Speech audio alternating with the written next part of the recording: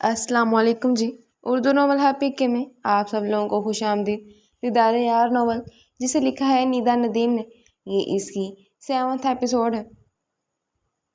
चलें जी स्टार्ट करते हैं। एयरपोर्ट से बाहर निकलते ही उसके लिए गाड़ियाँ खड़ी थीं। ब्लैक 3 पीस पहने, बालों को नफासत से सेट किए, वो मगरूर चाल चलता हुआ बाहर आया था। उसकी चाल ऐसी मगरूर थी कि लड़कियां तो लड़कियां, लड़के भी मुड़ के एक बार ज़रूर देखते थे।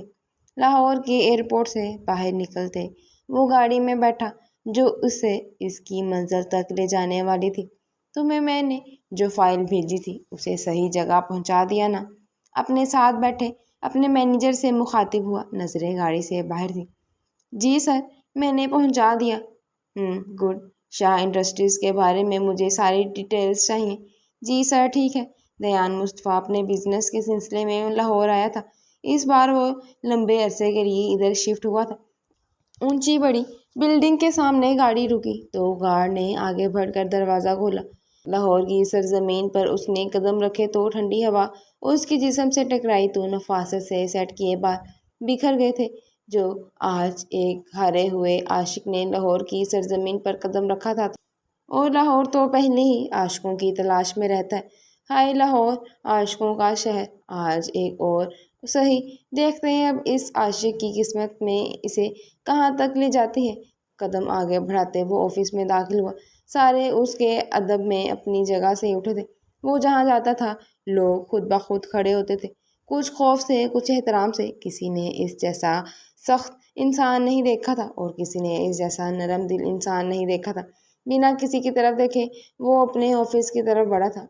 बारिश में इतनी देर भीगने से आयदा को बुखार था और हदयान ने उसे दवाई देकर सुला दिया था। उसकी सोच मुसलसल आयदा के माजी के बारे में थी। उसके लिए ये बहुत तकलीफदा था कि उसकी बीवी से उससे पहले भी कोई प्यार करता था, बल्कि करता है। लेकिन ये बात उसकी रूह तक को तस्कीन देती थी कि वो अब इसकी है। इसकी शरीक हयात। प्यार से उसके बाल सहलाते उसने माथे पर बोसा दिया था। हाँ दयान शाह तुम्हारे लिए सब कर सकता है। मैंने खुद को तुम्हारा कर दिया है आयदा, कहते वो कमरे की लाइट बंद करते बाहर आया जिधर हिजरा बेगम सोफे पर बैठी थी, दुपट्टे को हिजाब में लिए तस्बीह कर रही थी। अदया ने उनके पास आते अपना सर उनकी गोद में रखा था और आंखें मूंद गया। माँ की गोद से ज्यादा हसीन और पुरसुकून जगह कहीं देखी है? नहीं, कहीं नहीं देखी होगी। हीरा बेगम ने प्यार से उसके बाल सहलाए थे, माथे से बाल पीछे करते लब रखे। क्या हो गया है मेरे बेटे को? थका हुआ है आज? कुछ ज्यादा काम था, बंद आंखें से जवाब दिया। कुछ चाहिए तुम्हें? हादयान, नहीं अम्मी, बस ऐसे बैठी रहे जब तक मैं ना सो जाऊं, बच्चों वाले अंदाज में कहा तो हीरा बेगम ने मुस्कुराकर उसकी तरफ देखा। कोई परेशानी है हादयान? फिर से सवाल है। नहीं अम्मी, कोई परेशानी नहीं है। अपनी अम्मी से झूठ बोलना कब से सीख लिया बेटा? प्यार से बालों में हाथ लाते नरम लहजे में पूछा। अम्मी, आप सब कैसे जान लेती हैं? माँ हूँ तुम्हारी बेटा, तुमसे ना वाकिफ तो नहीं हो सकती ना। अम्मी, जिस शख्स से आप को प्यार हो और उसकी ज़िंदगी में आपसे पहले कोई रहा हो तो वो पूछना नहीं चाहता था लेकिन पूछ बैठा। तो क्या बेटे? मुस्कुराते हुए पूछा। वो अपने बेटे की तरबियत से अच्छी तरह वाकिफ थे। कुछ नहीं अम्मी, बस ऐसे ही। देखो बेटा, इस बात से फ़र्क नहीं पड़ता कि कोई रहा है या नहीं। हमारी ज़िंदगी में बहुत से लोग आते और चले जाते हैं और कुछ को भूलना आसान होता है और कुछ बहुत गहरे असरार छोड़ जाते हैं, लेकिन वो चले जाते हैं, ज़िंदगी में मुस्तकिल नहीं रहते। तो इस बात को छोड़ दो कि लोग वापस आ जाते हैं। मुस्तफ़ा ने आयदा को खुद से निकाला था ज़िंदगी से, उसने सोचा। और अगर वो वापस आ जाए तो? अम्मी फिर से सवाल पूछा। तो ये हम पर होता है कि हमने उसे वापस ज़िंदगी में लाना है या नहीं। लेकिन बेटा, ये मत भूलो, ज़िंदगी रुकती नहीं। एक वक्त में हम जिस इंसान को अपनी जान से ज़्यादा अजीज़ रखते हैं, एक ऐसा वक्त भी आता है जिस वक्त वो हमारे लिए कुछ नहीं होता और छोड़ जाने वाले लोगों की हैसियत ऐसी ही होती है। बेटा, आयदा बहुत अच्छी है, उसे कभी दुख मत देना, हमेशा कीमती सासे की तरह रखना। वो मुस्कुराकर बोली थी। हादयान ने सर ऊपर उठाते उनकी तरफ देखा था। अम्मी, आप सास नहीं है ना मेरी बीवी की? नहीं, मैं माँ हूँ इसकी, और मैं उसकी माँ बनकर कह रही हूँ, नरम लहजे में कहा। मेरी बीवी बहुत खुशकिस्मत है जिसे आप जैसी सास मिली, वरना कुछ लोग भूल जाते हैं कि बहुएं भी किसी की बेटियां होती हैं, लाड से पली बेटियां। सच ही तो है। हमारे माशरे में यही समझा जाता है कि बेटी को बेटी की जगह रखो और बहू को बहू की जगह, लेकिन ये कोई नहीं सोचता कि वो बहू भी आखिर एक बेटी होती है, किसी की लाडों नाजों में पली बेटी। इज्जतदार घरानों में बहुओं को बेटी ही जितनी ही इज्जत दी जाती है और कुछ घरानों में बहू को बहू समझकर उसे इसी तरह समझा जाता है। वो ठीक हो ना हो, काम करना बेटा एहसास करे तो जो रुका गुलाम, बहू रो दे तो नखरे। ऐसा तकरीबन हर घराने में होता है। कुछ ऐसे होते हैं जो एहसास करते हैं और वही होते हैं असल इज्जतदार। बहू अपने बाप की इज्जत साथ लाई होती है। कुछ कहते नहीं है कि कहीं बाप का सर ना झुक जाए। इज्जतदार तो बहुत दुखते हैं इस जमाने में, लेकिन कोई असल इज्जत देखो तो कहना। कमरे का दरवाज़ा खुला तो हील्स की टिक टिक की आवाज़ कमरे में गूंजी। सामने रॉकिंग चेयर पर झूलता शख्स रुका एक पल के लिए, लेकिन फिर से झूलने लगा। लड़की ने आगे बढ़कर कमरे में रोशनी की। उसके पास आते ही पास बैठी, उसके हाथ पर अपना हाथ रखते अपनी तरफ मुतवज्जा किया। दयान। नरम खूबसूरत आवाज़ कमरे में गूंजी। रॉकिंग चेयर पर झूलते दयान ने नजरें उस पर जमाई। वो सीरन फातिमा थी, दयान मुस्तफ़ा की मामूजात। नीली आंखों वाली गुड़िया, ब्राउन बाल, हर तरह के मेकअप से पाक, खूबसूरत चेहरा, आंखों पर लंबी पलकों की धार और घनी अब्रू, चमकती गौरी रंगत। वो बहुत खूबसूरत थी, बल्कि शहजादियों की वो हसीन परी थी, बल्कि अपने नाम के मतलब की तरह। सीरन, हसीन परी, दिलकश औरत। कैसी हो सीरन? इसके चेहरे की तरफ देखते पूछा। मैं ठीक हूँ दयान, तुम कैसे हो? दयान मुस्तफ़ा लाहौर आए और सीरन फातिमा से ना मिले, ये कैसे हो सकता है? जी रहा हूँ, मुख्तसर सा जवाब। उठते पास पड़े सोफे पर बैठी। वो कैसी है? धीरे से पूछा। बहुत खूबसूरत, फिर मुख्तसर सा जवाब पेश हुआ। सीरन ने सवाल किया। हाँ, मेरे बगैर बहुत। तुम भूल क्यों नहीं जाते उसे दयान? उसे भूलना मेरे बस से बाहर है। उसे भूलने के लिए दिल और दिमाग दोनों को निकाल दूं तो भी कम है। वो तो रूह में बसी है। उसकी आवाज़ में खालीपन था जो सीरन ने शिद्दत से महसूस किया था, और उसका दिल भी कांपा था। इश्क मिल जाए तो इससे बड़ी खुशकिस्मती कोई नहीं होती, और ना मिले तो इससे बड़ी बदनसीबी कोई नहीं होती। वो सीरन फातिमा थी, मुस्तफ़ा की राजदार, उसकी इकलौती दोस्त, बेहतरीन राजदार। राजों को हर किसी को नहीं बताया करते, हर कोई आपके राज नहीं रखता। तुम बताओ, क्या चल रहा है ज़िंदगी में? कुछ खास नहीं, बाबा का ऑफिस ज्वाइन करने का सोच रही हूँ। पढ़ाई तो हो गई है। हाँ, अच्छा फैसला है। काफ़ी देर दोनों बातें करते रहे। शाम का खाना उसने दयान के साथ ही खाया था और रात में वापस चली गई। जहान, आप अपनी अम्मी से बात करो ना, आपने उन्हें मेरे बारे में बताया। कमरे में बैठे, हाथ में किताब पकड़े जो बंद थी, फ़ोन कान से लगाए बैठी थी। चेहरे पर कुछ नाराज़गी के वाज़िया तासुर थे। जी जान, बताया है अम्मी को। वो बहुत जल्द आपसे मिलने आएंगी। आफ्टर ऑल बहू हैं आप उनकी। गोद में लैपटॉप रखे वो कुछ काम कर रहा था, साथ में जारिया से बात। अच्छा, उनको बुरा तो नहीं लगा ना अचानक निकाह पर? मेरा मतलब मेरे बारे में कुछ झिझक के साथ पूछा। अरे नहीं, मेरी अम्मी बहुत अच्छी हैं। वो तो भाभी को भी बेटियों की तरह रखती हैं। वो तो बहुत खुश हुई थी। तुम इनसे मिलोगी तो जान जाओगी, उसे समझाने वाले अंदाज में कहा। ठीक है। हाँ ध्यान। बेड पर बैठे, लैपटॉप गोद में रखे बैठा था जब आयदा उसके पास आई। नजरें ऊपर उठाते उसकी तरफ देखा, जो कंफ्यूज से तासुर लिए खड़ी थी।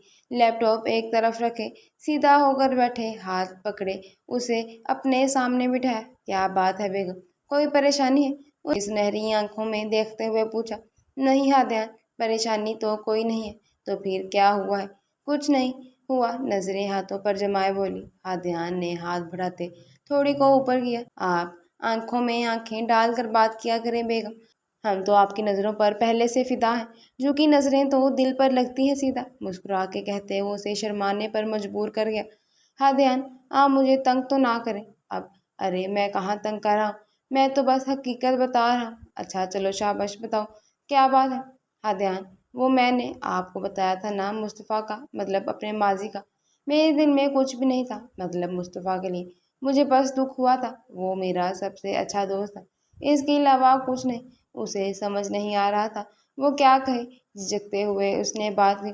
हाँ ध्यान, میں خاموشی سے ہاں میں سر ہلا دیا، پھر اس کے ہاتھوں کو اپنے ہاتھ میں لیا۔ وہ تمہارا ماضی تھا عائدہ، مجھے اس سے کوئی فرق نہیں پڑتا، میرا کوئی لینا دینا نہیں، لیکن میرے دل کے لیے اتنا کافی ہے کہ تم میری بیوی ہو اور مجھے تم پر یقین ہے۔ اس کی آنکھوں میں دیکھتے کہا، جہاں پل بھر میں نمی چمکی تھی۔ آپ میری بہت بڑی نیکی کا صلہ ہے عدنان، بھرائی ہوئی آواز میں کہا، اپنے ہاتھوں پر موجود اس کے ہاتھوں پر لب رکھے۔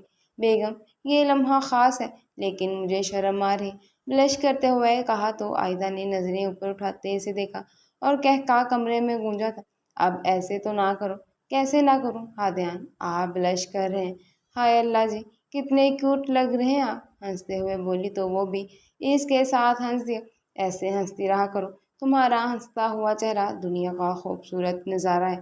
پیار بھری نظروں سے دیکھتے کہا، محبت وقت نہیں مانگتی، یہ لمحوں میں جنم لے کر صدیوں کی کہانی بن جاتی ہے، اور ایسی ہی محبت عدنان اور عائدہ کی تھی۔ آج کا دن بہت خوشگوار تھا، کچھ لوگوں کے لیے اور کچھ کے لیے ان کی ہمیشہ کے دنوں جیسا۔ عائدہ ہیرا بیگم کے ساتھ شاپنگ پر آئی تھی۔ مال میں ان کے ساتھ خریداری کرتے اسے زاریہ اور زنیرہ بھی وہیں ملی تھی۔ ان کی طرف تیزی سے بڑھتے وہ ان کے پاس آئی۔ زری، زونی، تم لوگ؟ وہ جو خریداری میں مصروف تھی، عائدہ کو دیکھ کر خوشی سے اس سے لپٹی۔ ہیرا بیگم بھی اس کے پاس آئی تھی۔ حیرانگی سے عائدہ کی طرف دیکھا، آپو کیسی ہیں آپ؟ آپ تو ہمیں بھول ہی گئی ہو، ملنے ہی نہیں آتی آپ؟ اس سے الگ ہوتے شکوہ کیا۔ ارے نہیں، میں تم لوگوں کو بھول سکتی ہوں کیا؟ بس تھوڑی مصروفیات کی وجہ سے ملنے نہیں آ سکی، لیکن انشاءاللہ چکر لگاؤں گی۔ اتنا عجیب ہوتا ہے نا، جس گھر میں بیٹی رہتی ہے بڑی ہوتی ہے، اور جب شادی کے بعد اس سے گھر آنے کا پوچھو تو کچھ دن میں چکر لگاؤں گی۔ عائدہ بیٹا، یہ کون ہے؟ ہیرا بیگم نے پوچھا تو عائدہ ان کی طرف متوجہ ہو۔ امی، یہ میری بہنیں ہیں، میں نے بتایا تھا نا آپ کو، یہ زاریہ ہے اور یہ اس سے چھوٹی زنیرہ۔ ہیرا بیگم نے آگے بڑھ کے دونوں کو گلے لگایا اور ماتھے پر بوسہ دیا۔ ماشاءاللہ، بہت پیاری ہے، تمہاری طرح ہی پیار سے کہتے وہ پیچھے ہوں۔ یہ عدنان کی امی ہے اور میری بھی۔ مسکراتے ہوئے انہیں بتایا تو ہیرا بیگم بھی مسکرا دی۔ اس کے بعد انہوں نے پورا دن ساتھ گزارا۔ ہیرا بیگم کو تو وہ دونوں ہی بہت پسند آئی تھیں۔ اپنے دونوں بیٹوں کے لیے ایسی لڑکیاں چاہیے تھیں، لیکن وہ دونوں پہلے کسی کو پسند کر چکے تھے۔ انہوں نے اس سوچ کو جھٹک دیا۔ زنیرہ اس دن کے بعد یونین نہیں گئی تھی، اپنی کلاس فیلو سے نوٹس منگواتے گھر پر پڑھ لیتی تھی۔ اس سب کے بعد اس میں اتنی ہمت نہیں تھی کہ وہ دوبارہ زاویان کا سامنا کر سکے۔ پرانے خنڈر نما کمرے میں ہلکی ہلکی سسکیاں گونج رہی تھیں، جیسے وہ بہت تکلیف میں ہو، جیسے اسے بہت مارا گیا ہو۔ قدموں کی آواز آہستہ آہستہ اس کی طرف بڑھ رہی تھی اور اس کے جسم میں خوف بھی بڑھ رہا تھا۔ اس کے قریب پہنچتے قدم رکے، کسی کی ہیزل براؤن آنکھیں نیم اندھیرے میں ظاہر ہوئیں۔ چھوڑ دو مجھے، میں کچھ نہیں کیا، اس کے سامنے گڑگڑاتے ہوئے کہا تو ہنسی گونجی، خطرناک ہنسی، خوفناک ہنسی۔ اس وقت وہ خوبصورت شخص شیطان لگ رہا تھا۔ تمہیں کیا لگا تم میرے راز جانو گے تو اسے دوسروں تک پہنچاؤ گے، میری کمپنی کے شیئرز کو دوسری کمپنی کو ٹرانسفر کرو گے اور میں خاموش رہوں گا؟ میں تو اندھا ہوں نا، بے وقوف ہوں، جو کچھ سمجھ نہیں سکتا میرے آفس میں کیا ہو رہا ہے۔ خطرناک آنکھوں سے اس کی آنکھوں میں گاڑے بولا تو وہ آدمی اندر تک کام گیا۔ میں کچھ نہیں کیا، مجھے بھیجا گیا تھا، میں تمہیں سب بتاؤں گا، لیکن اس کے بدلے تم مجھے جانے دو گے۔ ٹھیک ہے، بتاؤ سب، لیکن سچ۔ جھوٹ سے نفرت ہے مجھے۔ انگلی اٹھاتے وارن کیا، مجھے پیسے دیے گئے تھے یہ سب کرانے کے لیے، ان لوگوں نے تمہاری جاسوسی کرنے کے لیے کہا تھا تاکہ تمہاری کمزوری پکڑ سکے، تم ان کے کام میں رکاوٹ بن رہے تھے اس لیے۔ کام میں؟ کیا کام جو وہ غیر قانونی طور پر کر رہے ہیں؟ نشہ، اسلحہ اور لڑکیوں کی اسمگلنگ کر رہے ہیں، اور انہیں لگتا ہے کہ کوئی روکنے والا نہیں۔ اس کے چہرے کے قریب آنکھوں میں آنکھیں ڈالے بولا۔ آنکھوں میں آنکھیں ڈال کر بات کرنا اس کی فطرت میں شامل تھا۔ وہ ہر کسی کو جوتی کی نوک پر رکھنے والا دیان مصطفیٰ تھا، جسے انڈر ورلڈ میں بلیک شیڈو کے نام سے جانا جاتا تھا۔ وہ غلط طریقے سے صحیح کام کرتا تھا، جہاں غلط کام ہو رہا ہوتا وہاں اس کا کالا سایہ آتا اور سب تباہ کر کے چلا جاتا۔ کسی نے اسے نہیں دیکھا تھا، اس کے خاص آدمیوں میں سے کسی نے بھی نہیں، لیکن وہ سب جانتا تھا اور ہر چیز سے واقف تھا۔ نام کیا ہے اس کا؟ ظفر عباسی کانپتے ہوئے کہا۔ دیان نے پسٹل نکالتے اس کے ماتھے کے درمیان میں رکھی تھی۔ غلط کا ساتھ دینے والے بھی غلط ہوتے ہیں، میری نظر میں تم بھی غلط ہو۔ پسٹل چلنے کی آواز گونجی تھی۔ اس نے اس کے ماتھے کے درمیان میں پسٹل رکھ کے چلایا۔ وہ بے جان زمین پر گرا تھا۔ قتل کرنا میرا مسئلہ نہیں، بس لاشیں سنبھالنا دوسروں کا مسئلہ ہے۔ دیان مصطفیٰ جیسے آیا تھا ویسے چلا گیا تھا، ایک کالے سائے کی طرح۔ سب برباد ہو گیا تھا۔ کمرے میں ٹہلتے زاویان مسلسل فون دیکھ رہا تھا۔ پورا ہفتہ گزر گیا تھا لیکن زنیرہ یونی نہیں آئی تھی۔ اب اسے پریشانی ہو رہی تھی۔ گروپ سے اس کا نمبر لیتے وہ اس کی چیٹ کھول کے بیٹھا تھا، لیکن اتنی ہمت نہیں ہو رہی تھی کہ اسے میسج کر لے۔ السلام علیکم زنیرہ، میں زاویان، آپ یونیورسٹی نہیں آ رہی؟ پیغام لکھا، سینڈ پر کلک کرنے کے لیے ہاتھ بڑھایا لیکن پھر رک گیا۔ میسج کو کلیئر کیا، بے چینی سے ادھر ادھر چکر کاٹنے لگا۔ پھر سے لکھا، السلام علیکم۔ اس بار اس نے پیغام بھیج دیا جو اسی وقت دیکھ لیا گیا۔ وعلیکم السلام۔ زنیرہ نے حیرانگی سے نمبر دیکھا۔ زنیرہ کے پاس بھی نمبر محفوظ تھا۔ میں زاویان، آپ یونی نہیں آ رہی؟ پیغام آیا۔ دوسری طرف خاموشی۔ پھر پیغام لکھا، طبیعت کچھ ناساز ہے، اس وجہ سے انشاءاللہ کل آؤں گی۔ جھوٹ بولا۔ دوسری طرف سے اوکے کا جواب آیا۔ آپ ٹھیک ہے؟ پھر سے پیغام گیا۔ الحمدللہ، مختصر سا جواب۔ آپ دونوں اسکرین کو گھور رہے تھے۔ زنیرہ نے اس کی ڈی پی کھولی اور غور سے اس کے چہرے کو دیکھا۔ کتنے ہینڈسم ہے نا یہ۔ احساس ہوتے ہی جلدی سے اسکرین کو بند کیا۔ استغفراللہ زنیرہ، شرم کر، تیرے ٹیچر ہیں، کانوں کو ہاتھ لگاتے کہا۔ پھر کچھ یاد آیا، ہاں وہ کیسے بھول گئی، اسی ٹیچر نے شادی کے لیے کہا تھا۔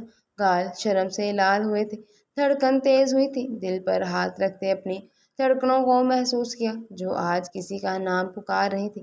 گہرا سانس لیتے ایک نظر فون کو دیکھا اور پھر اسے میز پر رکھتے باہر چلی گئی۔ برش کو مہارت کے ساتھ استعمال کرتے وہ بہت صفائی سے آنکھیں بنا رہی تھی، پرفیکٹ۔ ایک بنا کر وہ دوسری کی طرف بڑھی تھی، ہاتھ رکے تھے، دوسری آنکھ آدھی بنی تھی اور پھر وہ کچھ سوچنے لگی۔ مصطفیٰ بھائی کرسی پر بیٹھے وہ سامنے موجود شخص کو دیکھ رہی تھی جو بہت مہارت سے پینٹنگ برش چلاتے آنکھوں پر کام کر رہا تھا، بالکل پرفیکٹ بنا رہا تھا۔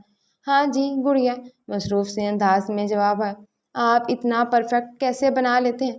مجھ سے یہ آنکھیں نہیں بنتی۔ صحیح، ایک خراب ہو جاتی ہے اور دونوں ایک جیسی کبھی نہیں ہوتی، وہ منہ بناتے ہوئے بولی تھی۔ پینٹنگ بناتے شخص نے اس کی طرف دیکھا، پھر ہاتھ میں پکڑے رنگوں کو ایک طرف رکھتے وہ اس کے ساتھ بیٹھا تھا۔ اچھا تو یہ مسئلہ ہے میری گڑیا کا؟ تھوڑی پر ہاتھ کی مٹھی ٹکائے اسے دیکھتے ہوئے بولا تو معصومیت سے وہ ہاں میں سر ہلا گئی۔ دیکھو گڑیا، یہ ہاتھ کی مہارت ہوتی ہے، آپ جتنے ماہر ہو اس میں اتنا آپ پرفیکٹ بناتے ہو، لیکن یہ بھی یاد رکھو کہ ہر چیز پرفیکٹ نہیں ہوتی، کچھ نہ کچھ کمی رہ جاتی ہے۔ کبھی ناک صحیح نہیں بنتی تو کبھی ہونٹ، کبھی آنکھیں، زیادہ تر یہ مشاہدے اور تناسب کی پریکٹس کی وجہ سے ہوتا ہے۔ کچھ فیس کے اینگل کی وجہ سے ہمیں اپنے فیس کے اینگل کو سب سے پہلے دیکھنا پڑتا ہے، اس حساب سے آنکھیں، ناک، ہونٹ بنائے جاتے ہیں، اور تم بھی پریکٹس کرو گی تو بنا لو گی۔ لیکن مصطفیٰ بھائی مجھ سے نہیں ہو پاتا یہ۔ ذری کرو گی نا تو ہو جائے گا۔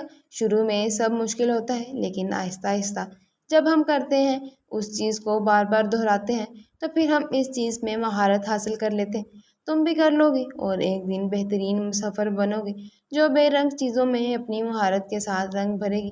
پیار سے اس کے سر پر ہاتھ رکھا اور اٹھ کر پھر سے اپنی پینٹنگ شروع کی۔ آپ کو پتہ ہے مصطفیٰ بھائی آپ کتنے اچھے ہیں؟ وہ اپنی خوبصورت گرے آنکھوں سے اسے دیکھتے ہوئے بولی۔ ہاں مجھے پتہ ہے، اور تم بھی بہت اچھی ہو میری گڑیا۔ آنکھوں میں آئی نمی کو انگلیوں کی پوروں سے صاف کیا۔ دیکھیں مصطفیٰ بھائی، آج آپ کی گڑیا بہترین مصور بن گئی ہے اور وہ آنکھوں کو پرفیکٹ طریقے سے بنانا سیکھ گئی ہے۔ کہتے پھر سے وہ برش چلانا شروع کیا۔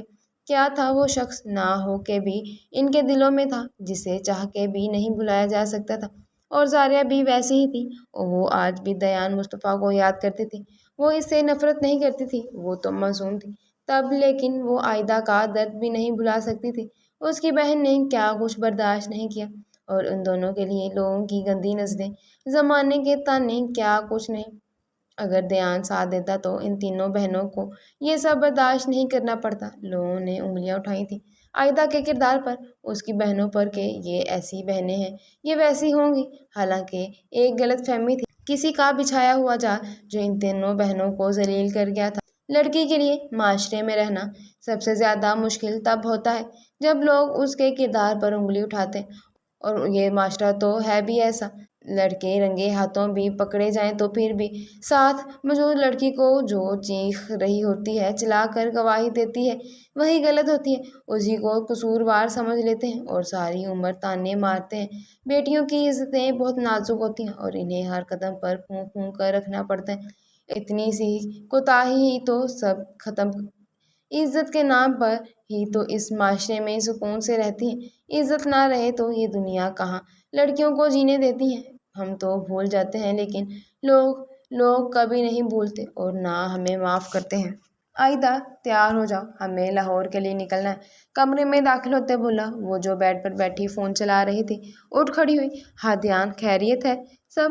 ہاں خیریت ہے، ضروری میٹنگ ہے، تمہارا ہونا بہت ضروری ہے کیونکہ مالک انڈسٹریز تمہاری ہے تو تمہیں ساتھ ہونا ہوگا۔ ٹھیک ہے، حامی بھرتے وہ تیار ہونے لگی اور اگلے 1 گھنٹے میں وہ دونوں لاہور کے لیے نکل گئے تھے۔ 340 کلومیٹر کا مری سے لاہور تک کا راستہ اس نے 4 گھنٹے میں طے کیا تھا اور وہ دونوں لاہور کی حدود میں داخل ہوئے تھے۔ لاہور کا موسم نارمل تھا، نہ زیادہ ٹھنڈا اور نہ زیادہ گرم۔ ہوٹل کے باہر گاڑی روکتے دونوں باہر آئے تھے۔ ہم یہاں رکیں گے؟ اس کے ساتھ چلتے پوچھا۔ ہاں، آج کی رات ادھر ہی، کچھ دیر میں فریش ہو کر میٹنگ کے لیے چلتے ہیں۔ روم کی لیتے وہ روم کی طرف چلنے لگے۔ اہم میٹنگ ہے؟ بالکل عائدہ، اہم ہے تو تمہیں ساتھ لایا ہوں نہ جانا۔ اس کے گرد بازو حائل کرتے اپنے حصار میں لیا۔ وہ اپنے آفس میں بیٹھا لیپ ٹاپ پر کچھ کام کر رہا تھا۔ کچھ ہی دیر میں اسے میٹنگ کے لیے نکلنا تھا جدھر بہت سی بڑی بڑی کمپنیوں کے مالکان نے شرکت کرنی تھی۔ ان کمپنیوں کی کامیابی اسی سے منسلک تھی۔ جدھر کانٹریکٹ سائن ہونے تھے کمپنیوں کے آپس میں، اور ان سب کا اونر صرف ایک تھا، دیان مصطفیٰ ملک۔ آفس کا دروازہ کھلا اور سیرن داخل ہوئی۔ لیپ ٹاپ سے نظریں اٹھاتے اس نے اس کی طرف دیکھا، پھر دوبارہ نظریں واپس جما دیں۔ کیسے ہو؟ اس کے سامنے بیٹھے ہوئے پوچھا۔ جب پتہ ہے تو پوچھ کیوں رہی ہو؟ مختصر سا جواب دیا۔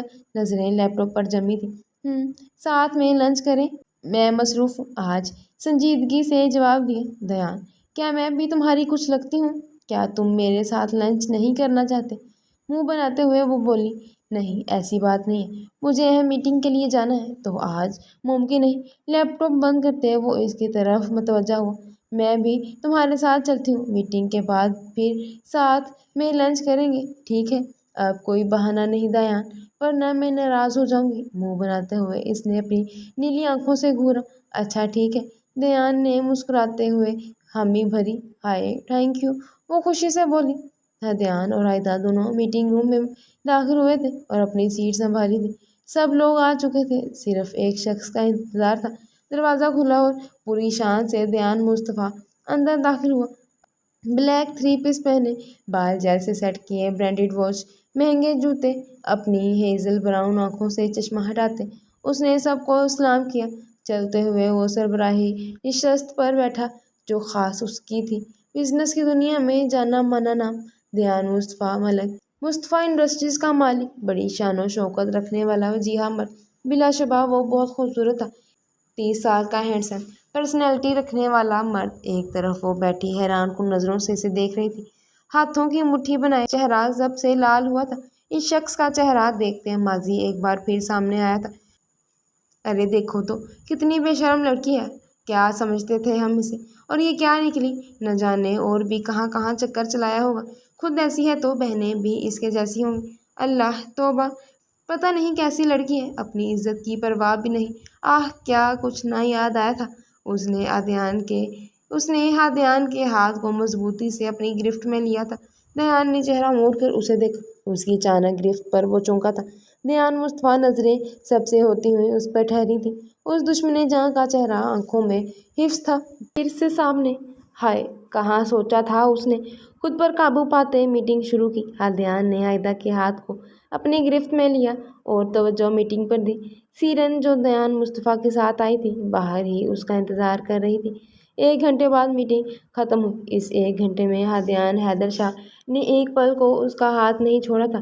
عائدہ بھی خود کو سنبھال چکی تھی۔ میٹنگ ختم ہوتے ہی وہ ہادیان کے ساتھ باہر آئی۔